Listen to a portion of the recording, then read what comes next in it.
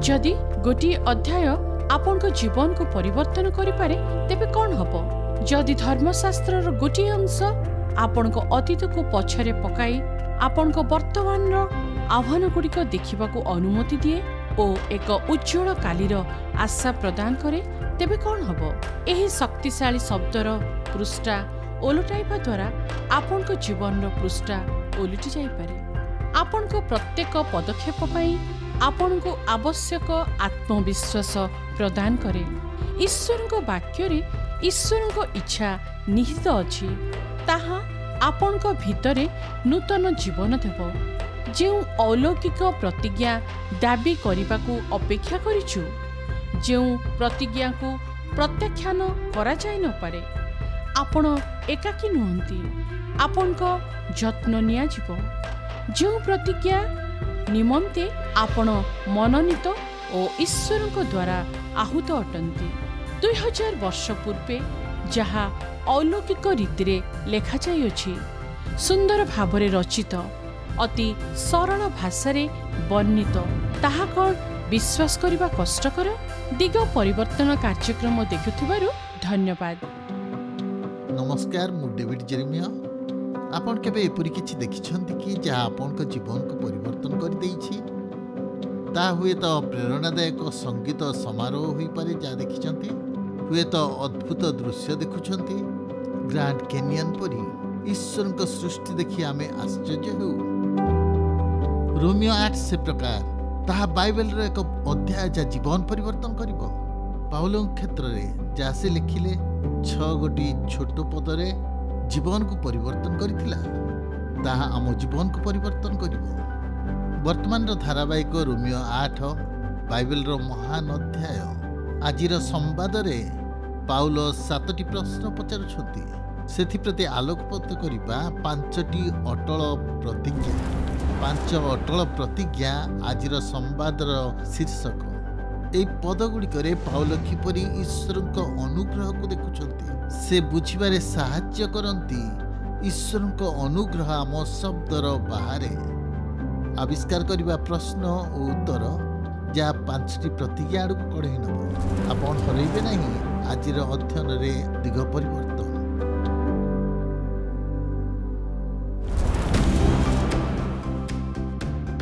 Doctor David Jeremiah ठारू सुनंतु 5टी अटल प्रतिज्ञा। Bill मरकर अमेजिंग ग्रेस उपरे जो चलचित्र लंडन रो वेबली स्टेडियम रे शूटिंग हेबार दृश्य, विभिन्न संगीत दल मुख्यतः रॉक बैंड साउथ आफ्रिकार विभिन्न स्थान रे उत्सव पालन हेबाकु लागिला। कौनसी कारणरू ऑपरेटर ऑपेरा गायिका को आनिले।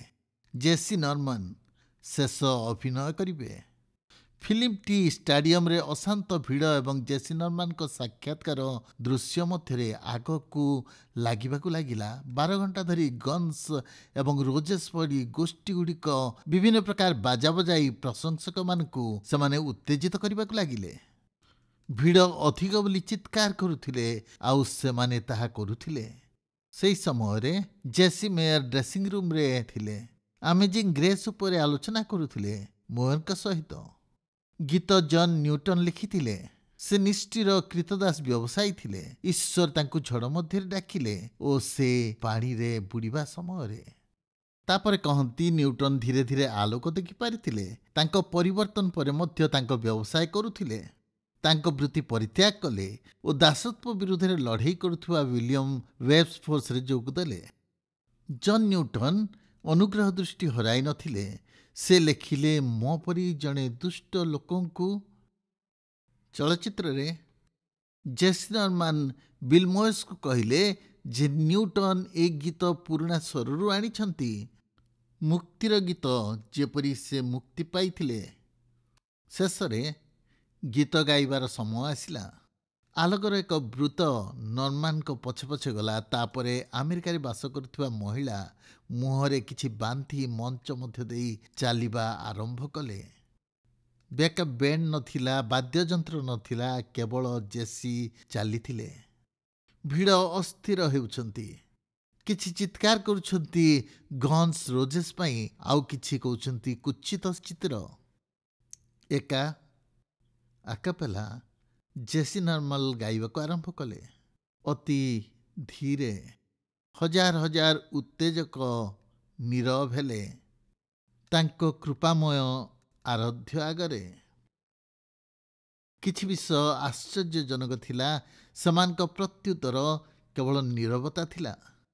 ପରମେଶ୍ୱରଙ୍କ ସହିତ ଆମ ସମ୍ପର୍କର ଆଶ୍ଚର୍ଯ୍ୟଜନକ ସତ୍ୟ ଉପସ୍ଥାପନ ପରେ ରୋମିଓ ପୁସ୍ତକରେ ପାଉଲ ସେମାନଙ୍କ ପ୍ରତ୍ୟୁତ୍ତର ଚାହାନ୍ତି। ସେ ଜାଣନ୍ତି ପ୍ରତ୍ୟୁତ୍ତର ନାହିଁ। ଏକମାତ୍ର ପ୍ରକୃତ ବିକଳ୍ପ ହେଲା ୱେମ୍ବଲି ଷ୍ଟାଡିୟମର ନୀରବତା। ରୋମିଓ 8 ପର୍ବ 31ରୁ 36 ପଦ ପର୍ଯ୍ୟନ୍ତ ଆମେ ଆରମ୍ଭରେ ପଢ଼ିଲୁ। ଏ ସମସ୍ତ ଦୃଷ୍ଟିରେ ଆମ୍ଭେ କ'ଣ କହିବା? ଯଦି ଈଶ୍ୱର ଆମ ସପକ୍ଷ, କିଏ ବିପକ୍ଷ ହେବ? ଯେଉଁ ସମସ୍ତ ବିଷୟ ପାଉଲ କହୁଛନ୍ତି, ଯାହା ଆମମାନେ ଆଲୋଚନା କରୁଥିଲୁ, ସେ ବିଷୟରେ କହୁନାହାନ୍ତି। କିନ୍ତୁ ଖ୍ରୀଷ୍ଟଙ୍କ ଦ୍ୱାରା ଆମମାନଙ୍କ ପାଇଁ ଯେଉଁ ଆଶୀର୍ବାଦ ଅଛି, ତାଙ୍କ ପ୍ରଶ୍ନ ହୁଏତ ଏପରି ହୋଇପାରେ, କ'ଣ କହିବାକୁ ବାକି ଅଛି? ପାଉଲ ତାଙ୍କ ପାଠକଙ୍କୁ 5ଟି ପ୍ରଶ୍ନ ପଚାରୁଛନ୍ତି। ଆଜି ଆପଣମାନଙ୍କୁ ମୁଁ 5ଟି ପ୍ରଶ୍ନ ପଚାରିବି। ମୁଁ ପଢ଼ିବା ସମୟରେ ପ୍ରଶ୍ନକୁ ଦେଖନ୍ତୁ। ଯେ ଆପଣା ପୁତ୍ରକୁ ସୁଦ୍ଧା ରକ୍ଷା କଲେ ନାହିଁ, ମାତ୍ର ଆମମାନଙ୍କ ନିମନ୍ତେ ଆପଣାକୁ ସମର୍ପଣ କଲେ, କିପରି ତାହାଙ୍କ ସହିତ ମଧ୍ୟ ସମସ୍ତ ବିଷୟ ଆମମାନଙ୍କୁ ଦାନ ନ କରିବେ? କିଏ ତାଙ୍କ ମନୋନୀତମାନଙ୍କୁ ଦଣ୍ଡାଜ୍ଞା ଦେବ? ଯୀଶୁଖ୍ରୀଷ୍ଟ ତ ମୃତ୍ୟୁଭୋଗ କଲେ, ବରଂ ସେ ଉତ୍ଥିତ ହେଲେ। ସେ ଈଶ୍ୱରଙ୍କ ଦକ୍ଷିଣ ପାର୍ଶ୍ୱରେ ଅଛନ୍ତି। ସେ ମଧ୍ୟ ଆମମାନଙ୍କ ନିମନ୍ତେ ନିବେଦନ କରୁଅଛନ୍ତି। ଖ୍ରୀଷ୍ଟଙ୍କ ପ୍ରେମରୁ କିଏ ଆମମାନଙ୍କୁ ବିଚ୍ଛିନ୍ନ କରିବ? କି କ୍ଲେଶ, କି ସଙ୍କଟ, କି ତାଡ଼ନା, କି ଦୁର୍ଭିକ୍ଷ, କି ଉଲଙ୍ଗତା, କି ବିପଦ, କି ଖଟ୍ଗ? ଯେପରି ଲେଖା ଅଛି, ତୁମମାନଙ୍କ ନିମନ୍ତେ ଆମମାନେ ସମସ୍ତ ଦିନ ନିହତ ହେଉଅଛୁ, ଆମମାନେ ବୋଧଯୋଗ୍ୟ ମେଷ ପରି ଗଣିତ ହେଉଅଛୁ।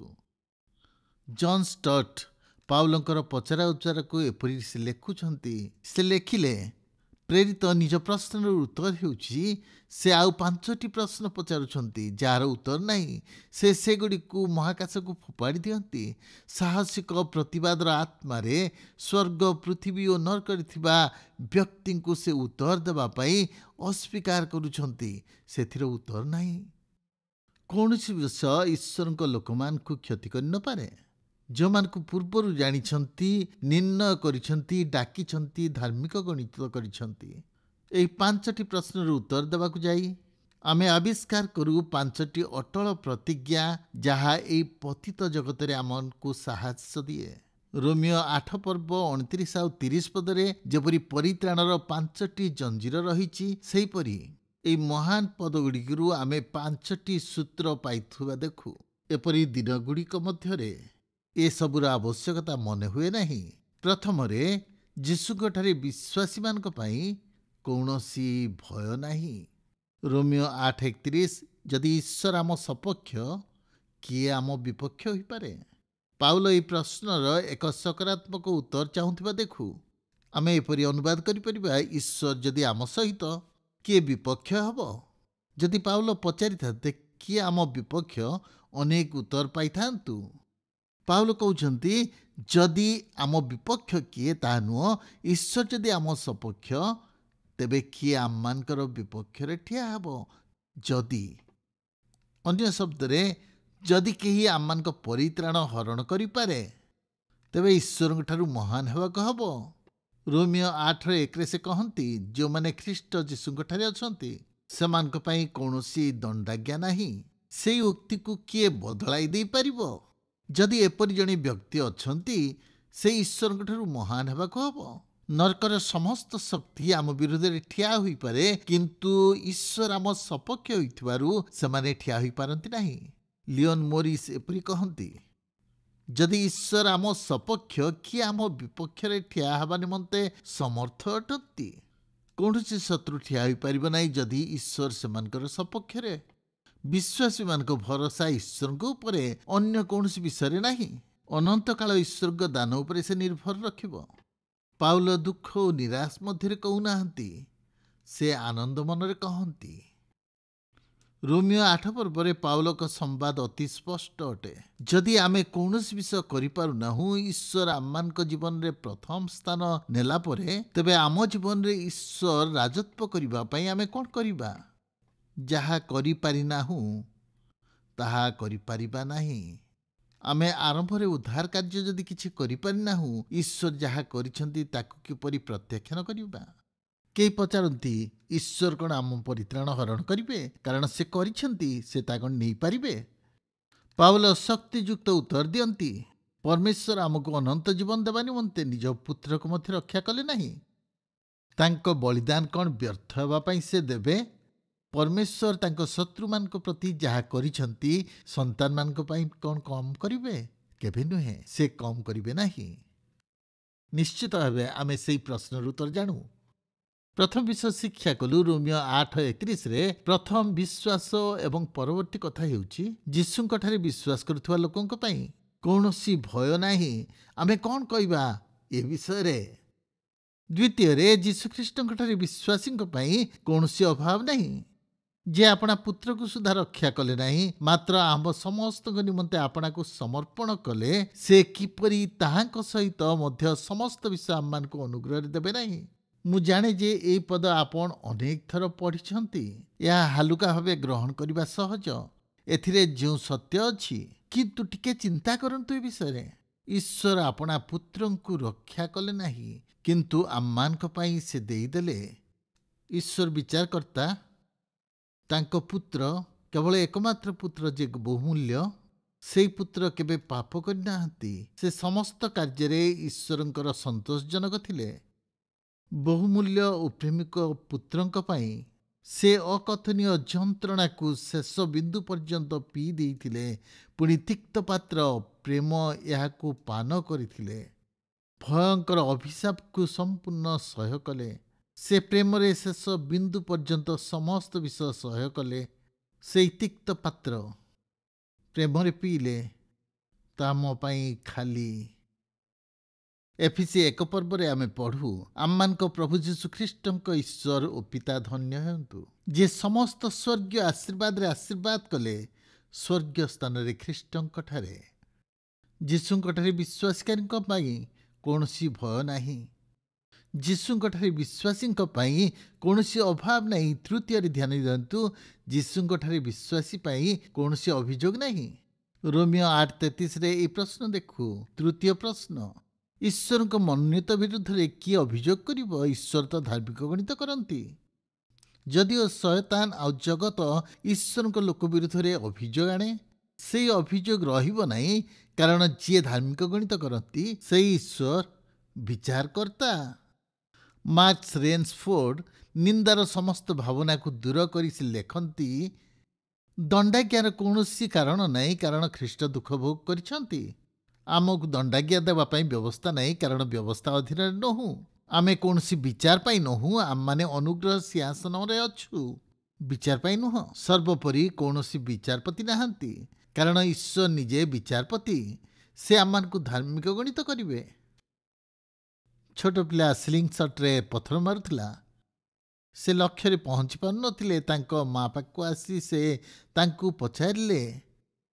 ସେ ଲକ୍ଷ୍ୟଭ୍ରଷ୍ଟ ହୋଇ ଗୋଟିଏ ବତକକୁ ଲକ୍ଷ୍ୟ କରି ମାରିଲେ, ଆଉ ସେହି ବତକ ମରିଗଲା। ପିଲାଟି ଡରିଗଲା ଓ ବତକକୁ କାଠଗଦା ମଧ୍ୟରେ ଲୁଚାଇଲା। ତାଙ୍କ ଭଉଣୀ ତାହା ସେ କରୁଥିବା ଦେଖୁଥିଲେ। ମଧ୍ୟାହ୍ନ ଭୋଜନ ପରେ ସାଲିକୁ ତା ମା ବାସନ ମାଜିବାକୁ କହିଲେ। ସାନି ଉତ୍ତର ଦେଲା, ଜନି ରୋଷେଇ ଘରେ ଆଜି ସାହାଯ୍ୟ କରିବି ବୋଲି କହିଥିଲା। ସେ ତାକୁ ଫୁସ୍ଫୁସ୍ କରି କିଛି କହିଲା। ବତକ କଥା ମନେ ଅଛି? ଜନି ବାସନ ମାଜିଲା। ତାଙ୍କୁ ବାଛିବାରେ ଆଉ କିଛି ନଥିଲା। କିଛି ସପ୍ତାହ ଧରି ସେ ବାସନ ମାଜିଲା, ବେଳେବେଳେ ତାଙ୍କ କାର୍ଯ୍ୟରେ, ଅନ୍ୟବେଳେ ଭୟରେ। ବତକ କଥା ମନେ ଅଛି? ସନି ସବୁବେଳେ କହୁଥାଏ, ଯେତେବେଳେ ମନା କଲେ। କାମ କରିବାରେ କ୍ଳାନ୍ତ ହୋଇପଡ଼ି ସେ ନିଷ୍ପତ୍ତି ନେଲେ ଯେ ସେ ସ୍ୱୀକାର କରିବେ ତାଙ୍କ ଭୁଲ କ'ଣ ହୋଇଛି। ସେ ଆଉ ବାସନ ମାଜିବେ ନାହିଁ। ତାଙ୍କ ମା ଆଲିଙ୍ଗନ କରି କହିଲେ, ମୁଁ ଜାଣିଛି ଜନି, ମୁଁ ଝରକାରୁ ସବୁ ଦେଖୁଥିଲି। ମୁଁ ତୁମକୁ ପ୍ରେମ କରୁଛି, ସେଥିପାଇଁ କ୍ଷମା କରିଛି। ସାଲି କେତେଦିନ ପର୍ଯ୍ୟନ୍ତ ତୁମକୁ ଦାସ କରୁଥିଲା? କି କାହାଣୀ, କି ଦୃଷ୍ଟାନ୍ତ ଅଟେ! ଜନି ତାଙ୍କ ଅଭିଯୋଗକାରୀଙ୍କ କଥା ଶୁଣୁଥିଲେ ଆଉ ତାଙ୍କ ଦାସ ପରି କାର୍ଯ୍ୟ କରୁଥିଲେ। ଅନେକ ଈଶ୍ୱରଙ୍କ ପିଲାମାନଙ୍କର ମଧ୍ୟ ସେଇ ଅନୁଭୂତି ଅଛି। ପାଉଲ ମନେ ପକାନ୍ତି, ଖ୍ରୀଷ୍ଟଙ୍କ ମୃତ୍ୟୁ ଆମମାନଙ୍କୁ ମୁକ୍ତ କରିଅଛି। ସେ ଆଉ କେବେ ମଧ୍ୟ ଆମମାନଙ୍କ ବିରୁଦ୍ଧରେ ଅଭିଯୋଗ ଆଣିପାରିବ ନାହିଁ। ଶୟତାନ ବଡ଼ ଅଭିଯୋଗକାରୀ, କିନ୍ତୁ ତାଙ୍କ ଅଭିଯୋଗ ରହିବ ନାହିଁ, କାରଣ ସ୍ୱର୍ଗରେ ପିତାଙ୍କ ସମ୍ମୁଖରେ ଆମମାନଙ୍କର ଓକିଲ ଅଛନ୍ତି ଯୀଶୁଖ୍ରୀଷ୍ଟ। ସେ କେବେ ହାରି ନାହାନ୍ତି। ସେ ପିତାଙ୍କ ସମ୍ମୁଖରେ ଆମ ସପକ୍ଷରେ ଅଛନ୍ତି। ସମୀକ୍ଷା କରିବା, ଯୀଶୁଖ୍ରୀଷ୍ଟଙ୍କଠାରେ ବିଶ୍ୱାସୀମାନଙ୍କ ପାଇଁ କୌଣସି ପ୍ରକାର ଭୟ ନାହିଁ। ଯୀଶୁଖ୍ରୀଷ୍ଟଙ୍କଠାରେ ବିଶ୍ୱାସୀଙ୍କ ପାଇଁ କୌଣସି ଅଭାବ ନାହିଁ।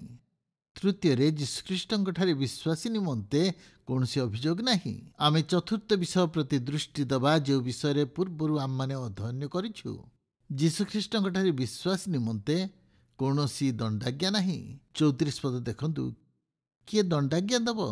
ସେ ମୃତ୍ୟୁଭୋଗ କଲେ, ଉତ୍ଥାପିତ ହେଲେ, ସେ ଦକ୍ଷିଣ ପାର୍ଶ୍ୱରେ ବସିଅଛନ୍ତି, ମଧ୍ୟ ସେ ଆମମାନଙ୍କ ପାଇଁ ନିବେଦନ କରୁଅଛନ୍ତି। ଆମ ପାଇଁ ବର୍ତ୍ତମାନ ଏହି ପ୍ରଶ୍ନ, କେହି ଦଣ୍ଡାଜ୍ଞା ଦେବା ପାଇଁ ଅଛନ୍ତି କି? ଉତ୍ତର ହେଲା ନାହିଁ। ବିଶ୍ୱାସୀ ଭାବେ ଆମର 4 ସ୍ତରୀୟ ସୁରକ୍ଷା ଅଛି। ଧ୍ୟାନ ସହିତ ଦେଖନ୍ତୁ, ଆମେ ଏକତ୍ର ଆଲୋଚନା କଲାବେଳେ ପ୍ରଥମେ ଖ୍ରୀଷ୍ଟଙ୍କ କ୍ରୁଶାର୍ପିତ ଦ୍ୱାରା ଆମମାନେ ସୁରକ୍ଷିତ। ଏହି ପଦ କହେ, ଖ୍ରୀଷ୍ଟ ମୃତ୍ୟୁଭୋଗ କଲେ। ଖ୍ରୀଷ୍ଟ କ୍ରୁଶରେ ମୃତ୍ୟୁଭୋଗ କଲେ ଓ ଯେଉଁ ଦଣ୍ଡ ଆମମାନଙ୍କ ପ୍ରତି ଥିଲା ତାହା ସେ ନେଲେ। ଆମେ ଦୋଷୀ ସାବ୍ୟସ୍ତ ହେବା ନାହିଁ, କାରଣ ଆମ ପକ୍ଷରେ ସେ ଦୋଷୀ ହେଲେ। ଗାଲାତି 3:13 କହେ, ଖ୍ରୀଷ୍ଟ ବ୍ୟବସ୍ଥାର ଅଭିଶାପରୁ ମୁକ୍ତ କଲେ। ଆମମାନଙ୍କ ନିମନ୍ତେ ସେ ଅଭିଶପ୍ତ ହେଲେ। ଲେଖାଯାଏ, ଗଛରେ ଯିଏ ଟଙ୍ଗାଯାଏ ସେ ଅଭିଶପ୍ତ। ଆମେ ଦୋଷୀ ହେବା ନାହିଁ, କାରଣ ଖ୍ରୀଷ୍ଟ ଆମ ପକ୍ଷରେ ଦୋଷୀ ସାବ୍ୟସ୍ତ ହେଲେ। ତାଙ୍କ କ୍ରୁଶାର୍ପିତ ଦ୍ୱାରା ସୁରକ୍ଷିତ। ଦ୍ୱିତୀୟରେ, ଆମେ ତାଙ୍କ ପୁନରୁତ୍ଥାନ ଦ୍ୱାରା ସୁରକ୍ଷିତ। ଧର୍ମଶାସ୍ତ୍ର କହେ, ସେ ମଧ୍ୟ ଉତ୍ଥାପିତ ହେଲେ। ପ୍ରିୟ ବନ୍ଧୁ, ଦେଖନ୍ତୁ, ଯୀଶୁଖ୍ରୀଷ୍ଟ ଯେତେବେଳେ କବରରୁ ଆସିଲେ, ସେ ପାପ ଓ ମୃତ୍ୟୁ ଉପରେ ବିଜୟୀ ହେଲେ। ସେ ମୃତ୍ୟୁରୁ ଉଠିଲେ ତାହା ନୁହଁ, କିନ୍ତୁ ପିତା ତାହାଙ୍କୁ ମୃତ୍ୟୁରୁ ଉଠାଇଲେ। ଏହା ଦର୍ଶାଏ ଯେ ପିତା ପୁତ୍ରଙ୍କର ବଳିଦାନରେ ସନ୍ତୁଷ୍ଟ ଥିଲେ, ଯେପରି ଆମମାନଙ୍କୁ ସେ ଧାର୍ମିକ ଗଣିତ କରିବେ। ତାଙ୍କ ପୁନରୁତ୍ଥାନ ପ୍ରମାଣ ଆମର ଧାର୍ମିକତା ନିମନ୍ତେ। ତାଙ୍କ କ୍ରୁଶାର୍ପିତ ଦ୍ୱାରା ଆମେ ସୁରକ୍ଷିତ। ତାଙ୍କର ପୁନରୁତ୍ଥାନ ଦ୍ୱାରା ଆମେ ସୁରକ୍ଷିତ। ତୃତୀୟରେ, ତାଙ୍କ ଉଚ୍ଚୀକୃତ ଦ୍ୱାରା ସୁରକ୍ଷିତ। ସେ ପିତାଙ୍କ ଦକ୍ଷିଣ ପାର୍ଶ୍ୱରେ ଅଛନ୍ତି। ରୋମିଓ 8:34 କୁହାଯାଏ। ସେ ବର୍ତ୍ତମାନ ଈଶ୍ୱରଙ୍କ ଦକ୍ଷିଣ ପାର୍ଶ୍ୱରେ। ସେ ଉଚ୍ଚୀକୃତ ହୋଇ ପିତାଙ୍କର ଦକ୍ଷିଣ ପାର୍ଶ୍ୱରେ ଉପବେଶନ କଲେ। ପ୍ରମାଣ କରେ ଯେ ପ୍ରଭୁ ଯୀଶୁଙ୍କୁ ସମ୍ମାନ, ଶକ୍ତି ଓ ଅଧିକାର ଦିଆଗଲା ପୁରସ୍କାର ଭାବେ, ସମ୍ପୂର୍ଣ୍ଣ ଭାବେ ତାଙ୍କ କାର୍ଯ୍ୟ କରିଥିବାରୁ। ଫିଲିପି 2:8-9 ଏହି ପଦରେ ଅନେକ ବିଷୟ କୁହାଯାଇଥିବା ଆମମାନେ ଦେଖୁ। ସେ କ୍ରୁଶୀୟ ମୃତ୍ୟୁ ପର୍ଯ୍ୟନ୍ତ ଆପଣାକୁ ଅବନତ କଲେ। ହଁ, କ୍ରୁଶୀୟ ମୃତ୍ୟୁ ପର୍ଯ୍ୟନ୍ତ। ଏହି କାରଣରୁ ଈଶ୍ୱର ତାହାଙ୍କୁ ଅତିଶୟ ଉନ୍ନତ କରିଅଛନ୍ତି ଓ ସମସ୍ତ ନାମ ଅପେକ୍ଷା ଉତ୍କୃଷ୍ଟ ନାମ ଦେଇଅଛନ୍ତି। ଆପଣ ଜାଣନ୍ତି କି ପୁରାତନ ନିୟମର ମନ୍ଦିରରେ କୌଣସି ଆସନ ନଥିଲା, କାରଣ ଯାଜକମାନଙ୍କର କାର୍ଯ୍ୟ, ସେମାନେ ପାପର ସମାଧାନ କରିପାରୁନଥିଲେ, କାର୍ଯ୍ୟ କରୁଥିଲେ, ଅବିରତ କାର୍ଯ୍ୟ କରୁଥିଲେ। କିନ୍ତୁ ଏଠାରେ କୁହାଯାଇଛି, ଖ୍ରୀଷ୍ଟ ଯେତେବେଳେ ଉଚ୍ଚୀକୃତ ହେବେ, ସେ ଉପବେଶନ କରିବେ। କାର୍ଯ୍ୟ ଶେଷ ହୋଇଅଛି। ଆଉ କେବେ ମଧ୍ୟ ପାପ ପାଇଁ ବଳିଦାନର ଆବଶ୍ୟକ ହେବ ନାହିଁ। ମୁଁ ଲୋକଙ୍କୁ ଏପରି କହେ, ଯୀଶୁ କ୍ଳାନ୍ତ ପାଇଁ ବସିନଥିଲେ, ସେ ବସିଥିଲେ କାରଣ କାର୍ଯ୍ୟ ଶେଷ କରିଥିଲେ। ରୋମିଓମାନେ ଆମକୁ କହନ୍ତି, ଏବ୍ରି 10, 11 ଓ 12 ଏପରି କୁହାଯାଏ, ପ୍ରତ୍ୟେକ ଯାଜକ ପ୍ରତିଦିନ ସେବା କରିବା ପାଇଁ ଥରକୁ ଥର ସେହି ପ୍ରକାରେ ବଳି ଉତ୍ସର୍ଗ କରିବା ପାଇଁ ଠିଆ ହୁଅନ୍ତି, କିନ୍ତୁ ପାପ ହରଣ କରିପାରେ ନାହିଁ। ମାତ୍ର ସେ ପାପ ନିମନ୍ତେ କେବଳ ଏକ ବଳି ଉତ୍ସର୍ଗ କଲା ଉତ୍ତାରେ ସେ ପିତାଙ୍କ ଦକ୍ଷିଣ ପାର୍ଶ୍ୱରେ ଚିରକାଳ ପାଇଁ ଉପବେଶନ କଲେ। ସେ ସମାପ୍ତ କଲେ। ସବୁ କାର୍ଯ୍ୟ ସମାପ୍ତ ହେଲା, କିଛି ବାକି ରହିଲା ନାହିଁ।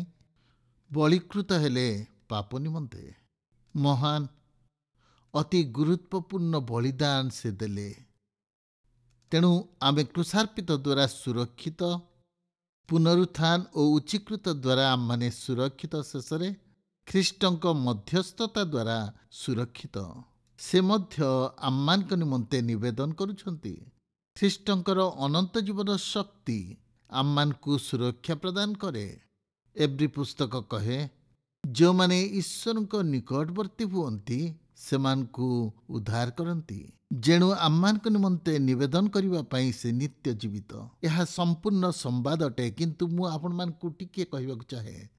ସ୍ୱର୍ଗରେ ଆମମାନଙ୍କ ନିମନ୍ତେ ପ୍ରତିନିଧି ଆଉ ସୁରକ୍ଷା ରହିଛି। ପ୍ରଭୁ ଯୀଶୁ ଆମମାନଙ୍କର ମଧ୍ୟସ୍ଥି ଓ ସେ ଓକିଲ। ଏବେ ମଧ୍ୟ ଆମ ବିରୁଦ୍ଧରେ ଅଭିଯୋଗ ହେଲା ବେଳେ ସେ ଆମ ପକ୍ଷରେ ଠିଆ ହୁଅନ୍ତି। ତାହାଙ୍କ ଦ୍ୱାରା ଆମମାନଙ୍କ ଜୀବନରେ ଦଣ୍ଡାଜ୍ଞା ଆଉ ନାହିଁ। ତାହା ଆମମାନଙ୍କୁ ରୋମିଓ 8 ପର୍ବରେ ଥିବା 5ଟି ଆଶୀର୍ବାଦ ମଧ୍ୟକୁ ନେଇ ଆସେ।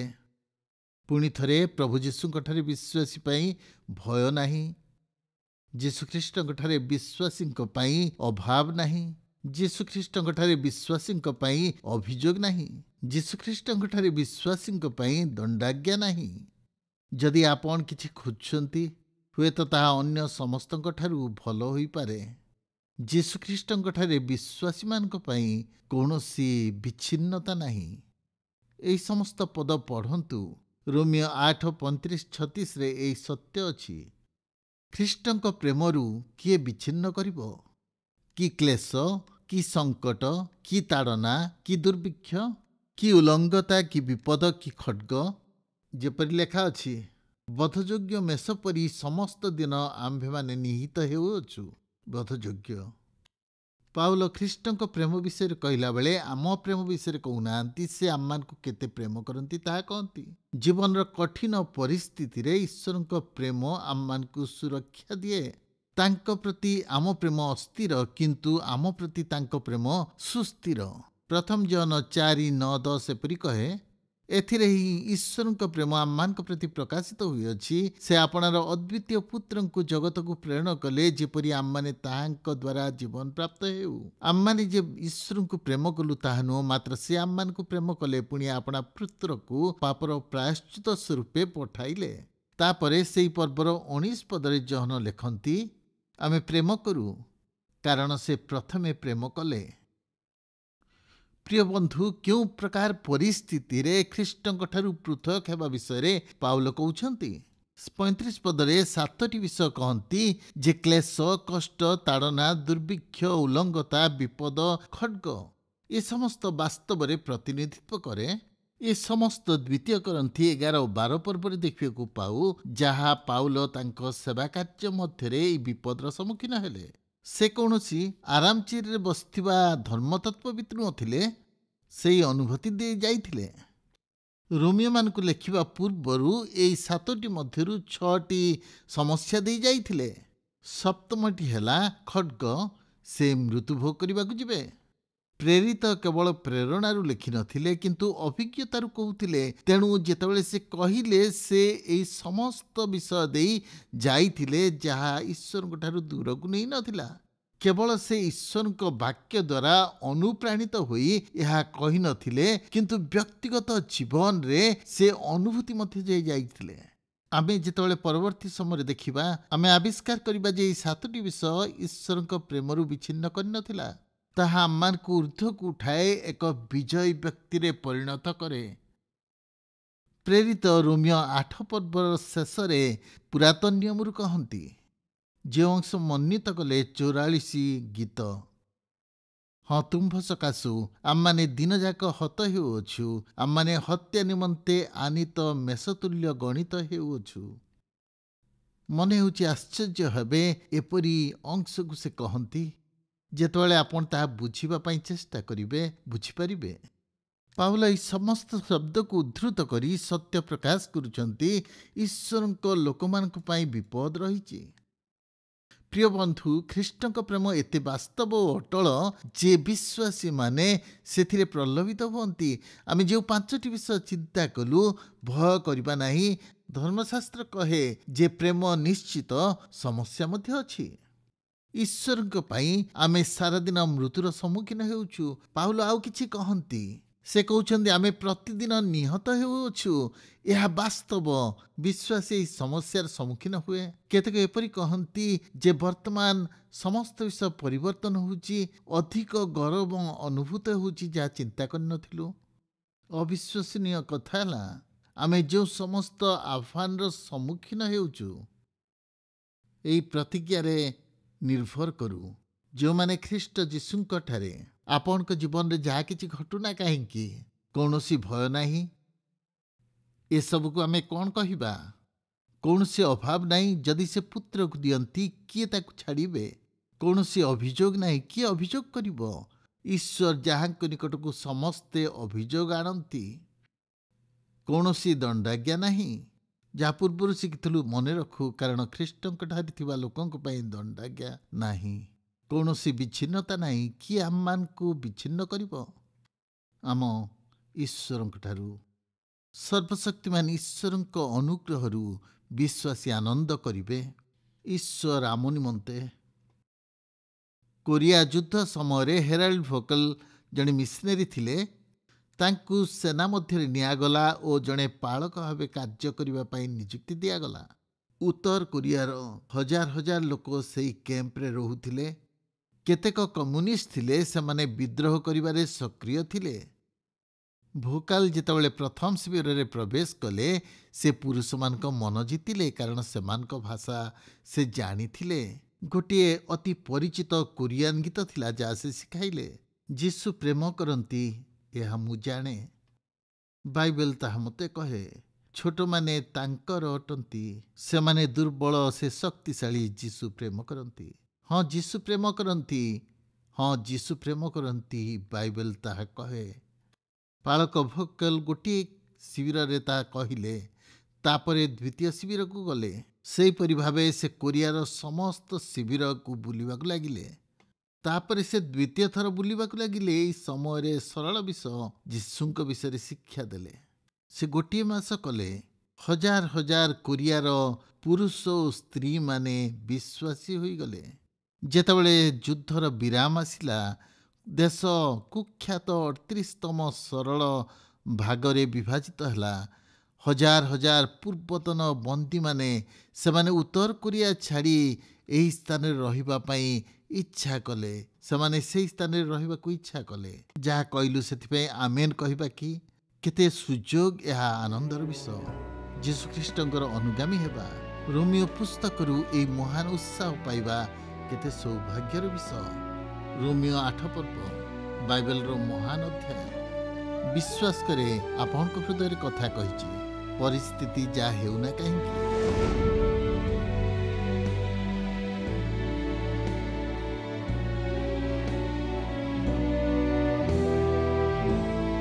ଆଜିର ଦିଗ ପରିବର୍ତ୍ତନରେ ଯୋଗ ଦେଇଥିବାରୁ ଧନ୍ୟବାଦ।